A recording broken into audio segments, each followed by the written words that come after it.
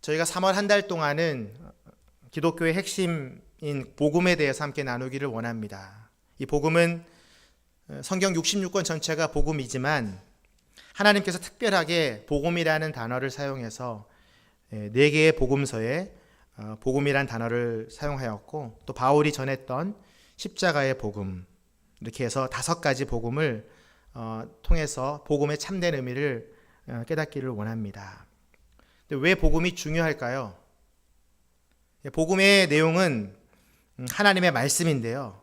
이 복음을 영어로 얘기하면은 가스펠이라고 합니다. 그러니까 가스펠, 하나님의 문자, 하나님의 말, 하나님의 언어를 뜻하는데요.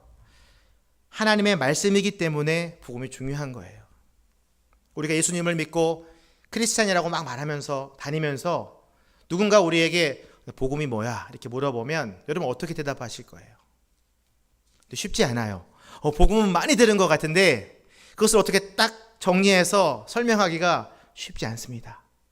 근데 우리는 복음을 믿었고 복음을 전해야 하고 이 복음 때문에 구원을 받았잖아요. 그래서 복음이 굉장히 중요한 거예요. 우리가 만약에 예수를 믿는다고 하지만 복음을 정의할 수 없다면 어떻게 비유할 수 있냐면 한 사람이 있는데 그 사람 안에 심장이 없는 거예요. 죽은 사람인 거예요. 자동차가 있는데 바퀴가 없는 거예요. 갈 수가 없어요. 독수리가 한 마리 딱 있는데 우리가 복음을 설명할 수 없다는 것은 날개가 없는 거예요. 그래서 우리는 그리스도인이라면 복음을 잘 알아야 되고 선포해야 되고 설명할 수 있어야 돼요. 그리고 나서 가장 중요한 건 뭐냐면 다른 복음이 있어요. 이 갈라디아서에 나오는 다른 복음, 그러니까 거짓 선지자들이 전하는 복음, 이것과 우리의 복음을, 참 복음을 구별할 수 있어야 돼요. 최종적으로 이야기한다면 그 복음을 우리가 누려야 돼요. 복음에는 엄청난 능력이 있어요. 복음만 가지고 있다면 두려울 게 없어요. 복음만 내가 잘 이해하고 있다면 흔들리지 않아요. 복음 속에서 산다면 우리는 늘 승리할 수 있어요. 그래서 이 복음서가 굉장히 중요해요. 그래서 하나님께서 이 복음서를 또 어떤 학자를 통해서 이렇게 설명하고 있어요. 인간의 죄 문제에 대한 하나님의 마지막 카드다. 하나님이 우리에게 마지막 카드를 주셨어요.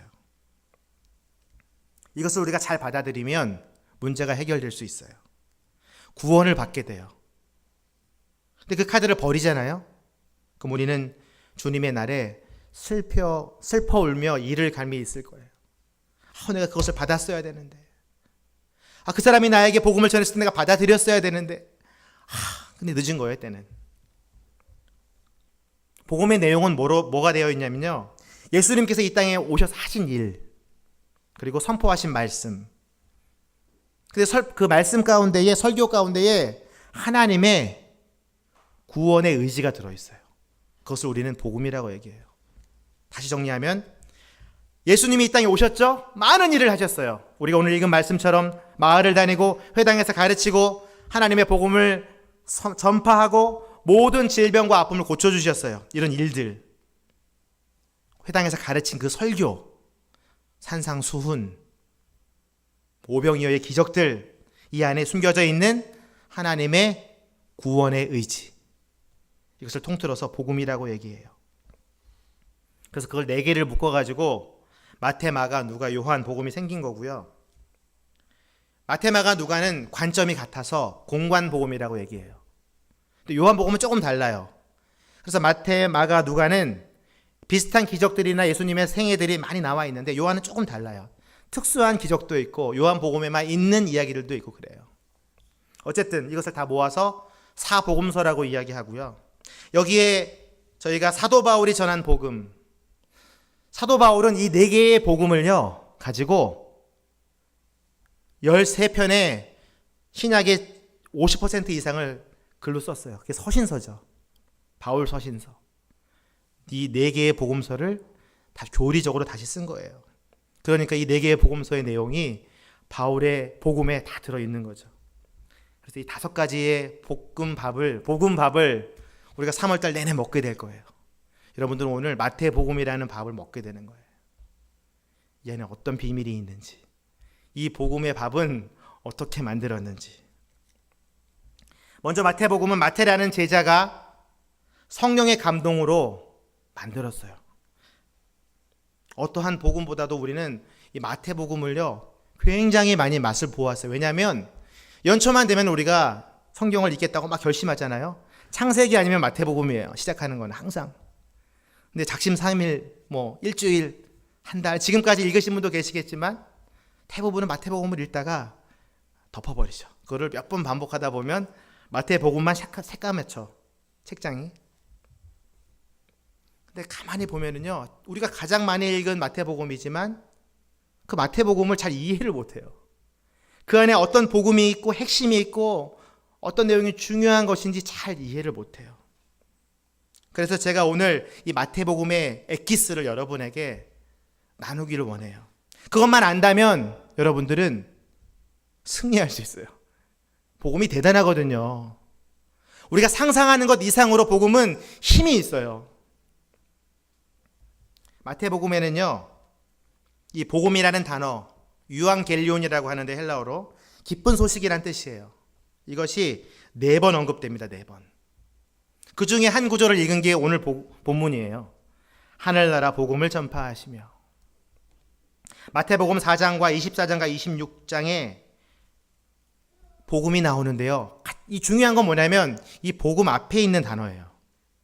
우리가 오늘 읽은 단어에도 써 있는데 뭐냐면 하늘나라예요. 하늘나라. 하늘나라의 복음. 마태복음은요, 다른 게 없어요. 다 하나님 나라 이야기예요. 그래서 마태복음을 정의하는 사람들은 이렇게 정의하죠. 하늘나라의 복음이다. 저를 따라서 한번 해보실까요? 마태복음은 하늘나라의 복음이다. 설교 이제 끝났어요. 이게 다예요. 여러분들 이것만 가지고 가시면 돼요. 근데 왜 마태가 하늘나라라는 단어를 사용했을까? 마태복음을 읽는 사람들은요, 이 책의 고객들이 이제 대상이 있잖아요. 책마다. 이 대상이 누구였냐면 유대인들이었어요. 유대인들. 유대인들은요, 하나님이란 단어를 쓰기를 굉장히 꺼려했어요. 왜냐하면 하나님은 너무나 위대하신 분이시기 때문에 그 단어 자체를 쓰질 않았어요. 그래서 대신 쓰는 단어가 뭐냐면 하늘이라는 단어였어요. 하나님이 사시는 곳. 그래서 유대인들은 하늘 그러면 하나님이에요. 그러니까 하늘나라는 다시 말하면 하나님 나라의 유대인적인 표현이에요. 그래서 사복음서의 이 중에 첫 번째 시작하는 마태복음 주제가 하나님의 나라고요. 또 사복음서를 계속해서 보시다 보면 여러분들 아시겠지만 제가 공관복음이라고 말씀드렸죠. 마태, 마가, 누가도 똑같이 하나님의 나라를 이야기해요. 요한복음도 마찬가지예요. 예수님이 이 땅에 오셔가지고 선포하신 말씀들이 대부분은 하나님 나라를 말씀하시는 거예요. 왜 예수님이 하나님의 나라를 선포할까요? 그 당시에는 왕이 다스리는 정치였어요. 왕정 정치. 예수님이 살았을 때의 당시에는. 근데 우리가 사는 시대는 어때요? 우리는 지금 민주주의 시스템에 있잖아요. 우리는 왕체제가 아니잖아요. 그러니까 우리가 사실 느끼기에는 여러분들이, 현대인들이 하나님 나라 그러면은 이렇게 와닿진 않아요. 우리는 민주주의, 다수결 이런 거에, 경쟁 원리 이런 거에 익숙한 사람들이잖아요. 근데 유대 사람들은 하나님 나라, 하늘 나라 하면은 그 이야기가 통했어요. 우리가 중요한 단어를 한 가지를 이제 분석해 봐야 되는데 중요한 단어 하나가 뭐냐면 이 하나님 나라가 그 안에 들어있는 의미가 무엇일까? 이게 굉장히 중요해요. 마태복음이 하나님 나라의 복음이라고 설명을 드렸는데 그럼 하나님 나라는 무엇인가? 이게 딱 떨어져야 돼요. 그래야 그것을 저희가 갖고 다니면서 전할 수가 있어요. 이 나라라는 단어부터 말씀드리면 우리가 보통 사회 시간에 배웠던 내용에 의하면 나라와 국가를 정의할 때 3요소가 있죠. 뭐예요? 국민, 영토, 주권이에요. 이 3가지가 있어야 한 나라가 형성이 돼요. 그래서 우리는 배운 이런 지식에 의해서 하나님의 나라는 어떤 땅일 것이다. 이런 생각들이 있어요. 어떤 공간일 것이다. 4차원상에 보이지 않는 어떤 세계일 것이다.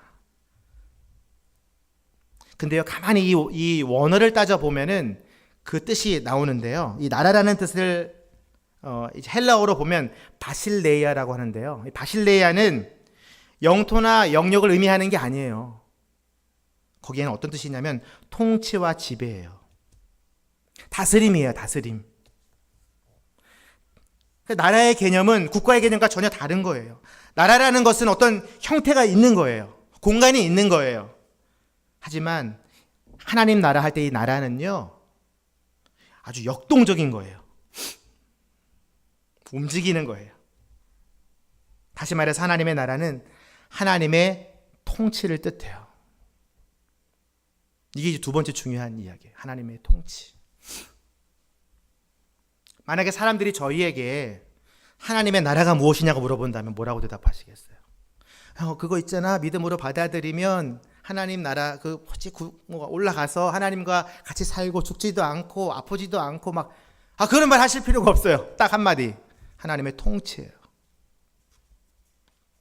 하나님의 나라, 하나님의 통치, 하나님의 다스림, 하나님이 우리의 왕 되심, 그게 하나님의 나라예요. 이것만 이해한다면 마태복음은 끝난 거예요.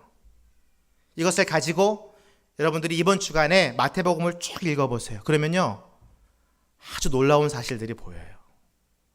이게 그래서 하나님의 통치구나.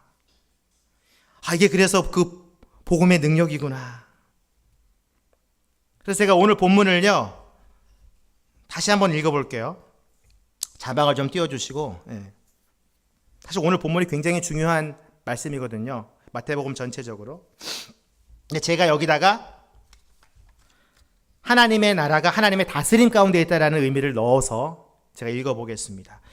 마태복음 9장 35절 한번 자막을 띄워주시고요.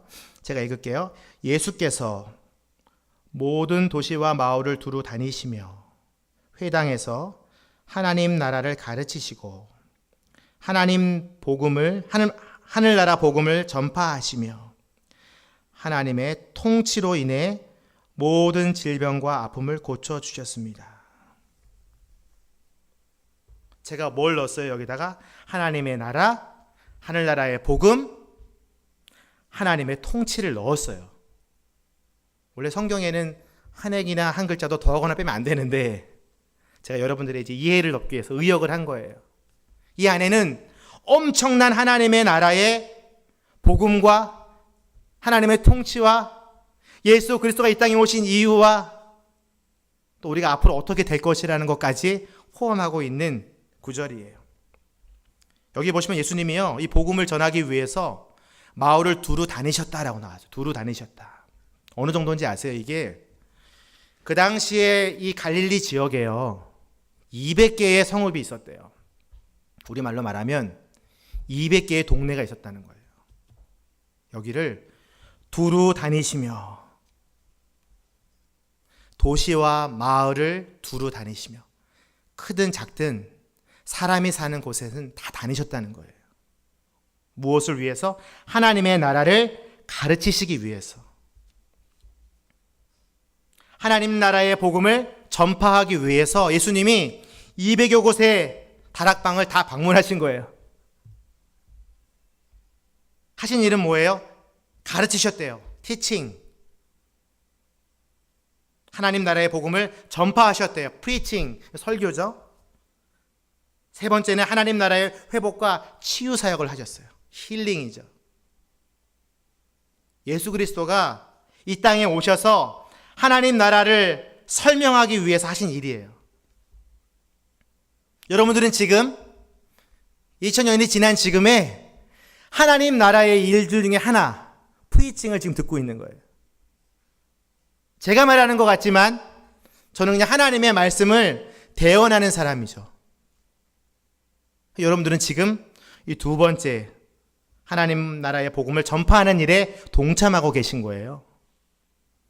그래서 여러분들에게 어떤 일이 벌어지냐면 설교를 잘 들으시면 하나님의 통치 가운데 나아가게 돼요. 그럼 어떤 일이 벌어진다고요?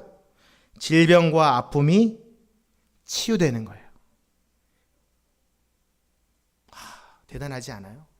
그냥 설교 시간에 한번 저 목사님이 어떨까 한번 들었는데, 여러분들이 예수 그리스도의 그 위대한 사역 중에 한 사역 가운데 지금 들어와 계신 거예요. 예수님은 이 비유를 통해서 또 여러 가지 이제 하나님 나라를 설명해 주세요. 마태복음 13장에 보면 하나님의 나라를 설명하시기 위해서 이 4가지 밭에 떨어진 씨 뿌리는 비유에 대해서 말씀하세요. 또 밭에 숨겨진 보물에 대해서 말씀하시고, 좋은 진주를 찾는 상인에 대해서 말씀하시고, 물고기 잡는 그물로 하나님의 나라를 설명해 주세요. 저는 이 이야기를 보면서요, 예수님께서 얼마나 연구를 많이 하셨나. 하나님의 나라는 한 아이템을 가지고 설명해야 되는데 여러 가지를 가지고 와서 설명하는 거예요. 근데 그 이야기를 읽어보면 여러분 아시겠지만 하나도 지루하지가 않아요. 그 이야기에 막 깊이 빨려 들어가는 것 같아요. 전 너무 부러워요. 예수님의 이 위대한 설교의 능력이. 이렇게만 설교할 수 있다면 얼마나 행복할까. 그리고 나서 예수님은 하나님의 나라를 설명해 주세요. 이 많은 천국에 대한 비유에 공통점이 한 가지 있어요. 뭐냐면 현재 하나님의 나라가 이 땅 가운데 임했다라는 거예요. 근데 많은 사람들이 하나님의 나라가 제가 아까 말씀드린 대로 4차원의 어느 공간에 있는 것처럼 생각하시는 분들이 많아요. 근데 오늘 이 비유들을 보면은요, 하나님의 나라가 지금 여기에 임해 있어요. 여기에. 잘 보세요. 좋은 진주를 찾는 상인. 그 진주가 어디 있어요? 와 있는 거예요. 어딘가에. 막 찾으러 다니는 거예요. 그걸 사기 위해서 보화가 밭에 감추어 있다라고 되어 있어요. 밭은 어디예요? 우리가 사는 데잖아요.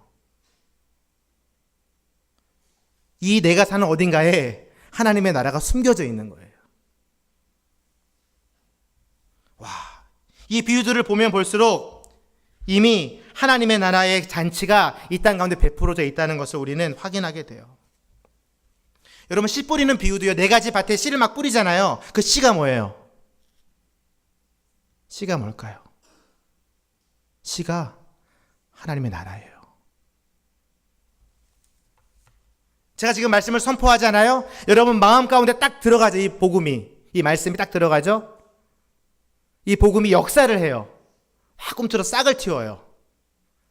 그래서 성장을 하죠. 하나님의 나라가 싹으로 왔다가 성장을 해요. 완성되진 않았어요. 아직. 언제 완성돼요? 예수 그리스도가 이 땅에 오실 때에 하나님의 나라는 완성된다고 성경에 나와 있어요. 여러분들 마음 가운데 복음이 심겨지는 그 순간에 뭐가 심겨지냐면 똑같이 하나님의 나라의 통치가 심겨지는 거예요. 여기서 심겨졌는데 이 문을 딱 나가는 순간 여러분들이 만나는 많은 상황들이 있잖아요. 예를 들어서 오늘 같은 경우는 여러분이 끝나고 가시면 개그 콘서트를 이런 거 보겠죠. 저녁에 텔레비전을 보다가 막 보는데 오늘 들은 말씀을 다 까먹게 돼요. 왜냐하면 사람은 기억하는데 한계가 있거든요. 좋은 기억을 아무리 넣어도요, 더 좋은 게 오면 이거를 버리거든요. 그럼 어떻게 돼요? 복음의 씨를 제가 심었는데 집에 가면서 그 씨가 어떻게 돼요? 가시덤불을 만난 것처럼, 돌짝밭에 뿌려진 것처럼 죽어버리는 거예요. 저는 분명히 하나님의 나라의 복음을 선포했는데, 근데 성경은 뭐라고 이야기하냐면요, 좋은 밭에 떨어진 씨앗은, 다시 말해서 좋은 밭에 떨어진 하나님의 나라의 싹은 얼만큼 열매를 맺어요? 30배, 60배, 100배의 열매를 맺는데요. 제가 지금 여러분에게 한 30분 설교하거든요. 이 30분 설교가 여러분의 인생을 바꿀 수 있으면 몇 배예요? 계산이 안 되죠. 이 성경 한 구절을 가지고 여러분들의 인생이 바뀌었다면, 그로 인해서 여러분들이 선교사가 되고 목사가 되고 순장이 되고 복음을 전하는 사람이 됐다면 그건 몇 배예요? 상상이 안 되죠? 그래서 하나님의 나라는 우리 마음 가운데 이미 온 거예요. 그걸 받아들이는 게 믿음이에요. 근데 그걸 내가 믿은 게 아니에요. 누가 믿게 했어요? 성령님께서 믿게 하신 거예요. 그걸 하나님의 주권이라고 얘기하죠. 그런 사람들에게는 하나님 나라의 미래가 보여져. 미래. 내가 여러분들의 미래를 보여드릴게요. 지금 이 말씀을 듣고 내가 열심히 하나님의 나라를 위해서 하나님의 통치를 받고 살게 되면 이런 복들이 있어요. 마태복음 5장 3절부터 12절인데요. 3절과 10절 말씀만 읽겠습니다. 시작. 복되도다. 마음이 가난한 사람들은 하늘나라가 그들의 것이다. 10절. 복되도다. 의를 위해 핍박받는 사람들은 하늘나라가 그들의 것이다. 여러분들의 미래는 뭐냐면요, 하늘나라가 여러분의 것이에요. 너무 기쁘지 않아요? 여러분 가슴에 손을 대고 한번 선포하십시오. 하늘나라가 나의 것이다. 그래서 나는 복되도다. 이 복되도다는 미래적인 표현이에요. 아주 미래적인 표현. 하나님 나라의 통치를 받아들이고 이 싹이 잘 자라가지고 열매를 맺고 하나님의 예수 그리스도가 이 땅에 오실 때 하늘나라가 나의 것이 되는 거예요. 그래서 우리는 복된 거예요. 그게 팔복의 이야기예요. 팔복의 축복이 어떤 것들이 있어요? 배부름, 의로 배부를 것이라고 되어 있잖아요. 땅을 유업으로 받을 것이라고 되어 있잖아요. 하늘의 상이 클 것이다라고 되어 있잖아요. 팔복은 하나님 나라의 통치를 잘 지킨 사람들이 누리는 복이에요. 그러니까 하나님의 나라는 왔어요. 그리고 자라나고 있어요. 그리고 앞으로 성장해서 완성될 거예요. 예수 그리스도가 다시 오시는 그날에 많은 사람들이 예수님을 믿고요, 성경 생명책에 내 이름이 기록된 것 가지고 굉장히 만족해요. 내가 예수님을 받아들였으니까 이제 나는 죽으면 하늘나라 가는 거야. 하나님이 나를 사랑하시기 때문에 그 성경에서 이름을 절대로 안 지우신다고 하셨어. 그리고 끝이에요. 그리고 어떻게 살아요? 잊어버려요. 자기가 그렇게 기뻐하고 만족했던 것도 잊어버려요. 그리고 고통이 찾아오고 시련이 찾아오면 자기가 생명책에 기록되어 있는 것을 잊어버려요.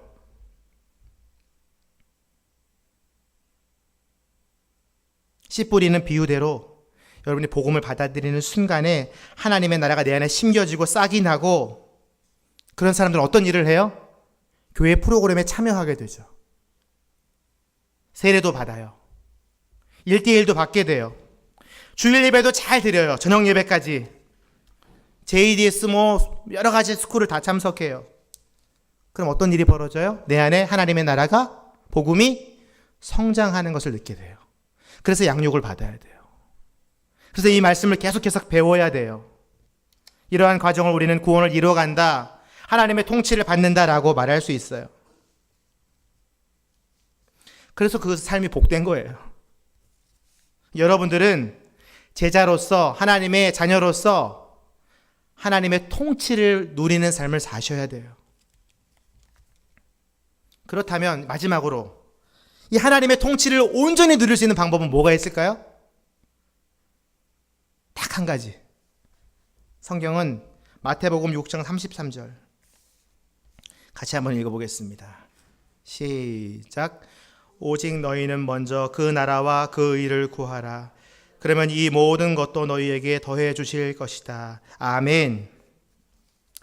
제가 마태복음을 이제 볶음밥에 비유했잖아요. 이 레시피가 있다면 주 재료는 하나님의 통치가 맞아요. 하나님의 통치로 이 밥이 다 맛있게 만들어진 거예요. 근데 거기에 들어가는 부재료가 있다면 그것은 기도예요. 하나님의 통치와 그 통치의 삶을 누릴 수 있게 하는 힘, 그게 기도예요. 예수님은 그리스도인의 기도의 중심에 하나님의 나라와 하나님 나라의 의를 두어서 가르치셨어요. 그게 오늘 가르침이에요. 산상수훈의 한 가르침 가운데에서 너희들이 하나님의 통치를 누리려면 기도해야 된다. 근데 어떤 것을 기도해요? 먼저 그의 나라와 그의 의를. 그 나라가 뭐예요? 하나님의 나라죠. 그 의는 뭐예요? 하나님의 의를 뜻해요. 하나님 나라의 의. 그래서 기도의 본질은 내 생각대로 내 욕심대로 구하는 게 아니에요. 다 아시겠지만 하나님의 생각과 하나님의 계획에 내 생각을 맞춰가고 내 목적과 내 방법들을 다 포기하는 거예요. 기도 응답이 안 되시는 분들은 여러분 자신을 포기하지 않아서 그래요. 근데 인간은 스스로 내 복잡한 내 욕심을 포기할 힘이 없어요. 그래서 기도할 때 누구를 불러야 되냐면 성령님을 불러야 돼요. 그래서 성령과 기도를 항상 같이 다녀요. 그래서 내 욕심대로 기도하는 것이 아니라 하나님의 통치에 의해서 기도할 수 있도록 성령님이 내 기도를 인도해 주시면 우리 어떻게 돼요? 하나님 나라로 가는 길로 계속 바로 걸어가게 되는 거예요. 그래서 포기하는 거예요.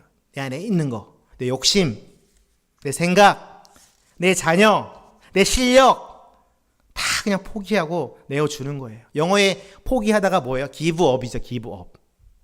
give가 뭐예요? 주다, 올리다잖아요. up은. 내 가진 모든 내 생각들은, 내 문제들은 give up이에요. 하나님께 드리는 거예요. 그때 성령께서 역사하세요. 하나님의 통치를 받는 사람들은요, 그 의가 또 지켜져야 된다고 그랬잖아요. 그 의는 뭐냐면 하나님 나라의 윤리를 뜻해요. 도덕적으로도 잘 살아야 돼요. 균형 있게 살아야 돼요. 예수님의 제자들이 십자가를 칠 예수님 앞에서 뭘 다퉜어요? 하나님 나라에서 누가 큰 자냐 그랬어요. 정치적인 야망을 가지고 예수님께 질문하고 있어요. 우리도 그러잖아요. 우리가 교회를 다니지만 기독교 후보가 국회의원이 되기 위해서 막 금전 돈을 막 뿌리기도 하고 그러잖아요. 그 명예를 누리기 위해서. 교회 중직자들이 11조를 안 하는 경우도 있어요. 재물이 아까운 거예요. 내가 포기를 못하는 거예요. 하나님 나라의 윤리가 사라진 거예요. 하지만 오늘 분명히 이 마태복음 6장 33절은 우리에게 먼저 그의 나라와 그 의를 구하라고 말씀하고 있어요. 그래서 기도하는 거예요. 내가 그렇게 할 수 있는 능력이 없기 때문에 하나님, 나는 너무 돈을 좋아하고 나는 너무 성공을 좋아하고 나는 내 자녀의 출세를 좋아하기 때문에 그걸 인정하고 기도하는 거예요. 그냥 올려드리는 거예요. 하나님 앞에. 하나님, 저는 그런 사람이에요. 죄송해요, 하나님. 하지만 이걸 내어드릴게요. 하나님 나라의 통치를 허락해 주세요. 솔직하게 하나님 앞에 기도하는 거예요. 그럼 어떤 일이 벌어지냐면 이 모든 것을 너희에게 더하시리라. 하나님 나라의 의가 채워지면, 성령으로 충만해지면, 하나님의 통치가 임하면 이 모든 것을 너희에게 더하시리라. 예수님은 이 복음을 선포하시면서 마태복음 5장 7장에서 산상수훈에서 이 이야기를 막 설명해 주세요. 하나님 나라는 이런 거고 기도를 해야 되고 막 설명해 주셨어요. 근데 많은 사람들이 그 이야기를 듣고 감동도 받았겠지만 믿지 않는 사람들이 많았어요. 그래서 예수님은 8장 9장에서 병자들을 치유하는 기적들을 보여주세요. 그래서 8장에 보면 나병 환자, 백부장의 종의 중풍병, 베드로 장모의 열병, 폭풍을 잠잠케 하시고 중풍병자를 치유하시고 혈루병 여인을 낫게 하시고 두 소경과 벙어리를 자유롭게 해주세요. 근데 왜 이런 기적들이 이 시대에는 보여지지 않을까요? 복음의 능력이 줄어든 건가요? 현세를 사는 우리들은 그 하나님의 통치를 온전히 경험할 수 없는 건가요? 그렇지 않습니다. 마태복음 16장 24절 말씀 한 번 더 읽겠습니다. 왜 그런 일들이 안 일어날까? 마태복음 16장 24절 시작. 그때 예수께서 제자들에게 말씀하셨습니다. 누구든지 나를 따르려거든 자기를 부인하고 자기 십자가를 지고 따라야 한다. 아멘. 자기를 부인하는 일이 없어서 그래요. 자기 십자가를 지고 따라가는 사람이 없기 때문에 그런 거예요. 예수님은요, 늘 자기를 부인하시고 자기 십자가를 지셨고 최종적으로는 골고다 언덕에서 지셨잖아요, 십자가를.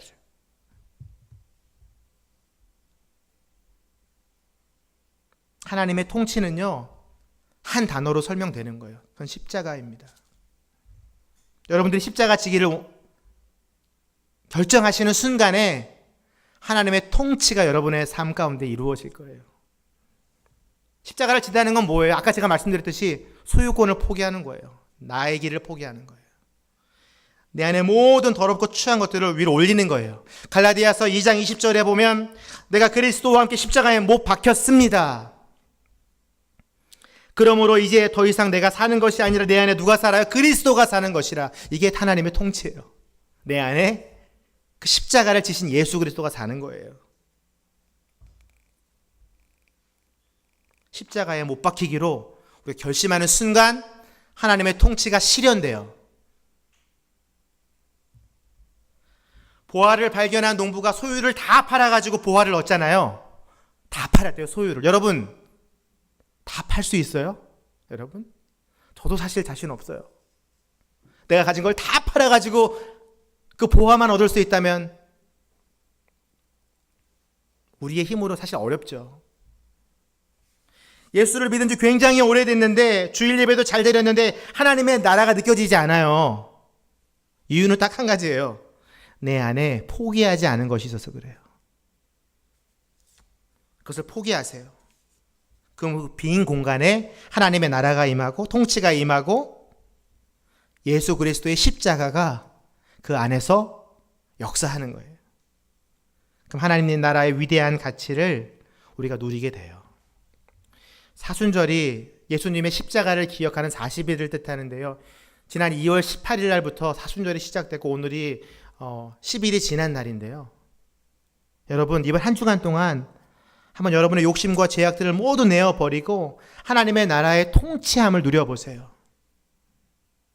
그리고 그 싹이 터져서 열매를 맺고 성장하는 것을 한번 경험해 보세요.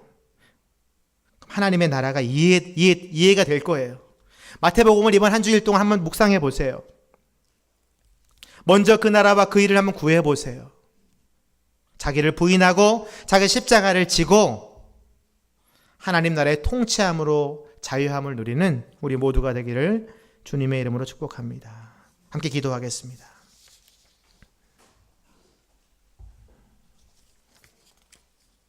여러분 안에 내어놓지 못하는 여러분 자기의 소유가 있다면 이 시간 주님 앞에 내어놓으십시오. 내가 이것만은 주님한테 얘기할 수 없는 거 그거 있잖아요. 하나님 이것만은 내가 정말 포기하지 못하는 그거 있잖아요. 여러분 그걸 내어놓으셔야만 하나님의 통치를 받아요. 하나님의 나라가 임해요. 여러분 하나님의 나라가 임하면은요, 제가 아까 읽어드린 그 많은 치유와 기적들이 그보다 더 큰 일들이 여러분의 삶을 지배하게 될 거예요. 이 모든 것을 더해 주시는 능력을 경험하게 될 거예요. 여러분들에게는 하나님이 복되도다, 하늘나라가 너의 것이다라고 그 놀라운 축복을, 큰 상을 여러분들이 받게 될 거예요. 딱 한 가지, 내 십자가를 지고 내 포기하지 못하는 내 자아를 내려놓고 우리 안에 십자가로 채우는 거예요. 예수 그리스도로 채우는 거예요. 우리가 못해요. 성령님을 부르셔야 돼요. 내 안에 예수 그리스도가 살도록, 하나님의 통치를 받도록, 자기 십자가를 지는 한 주간이 되도록 우리 이 제목 가지고 함께 기도하며 나아가겠습니다.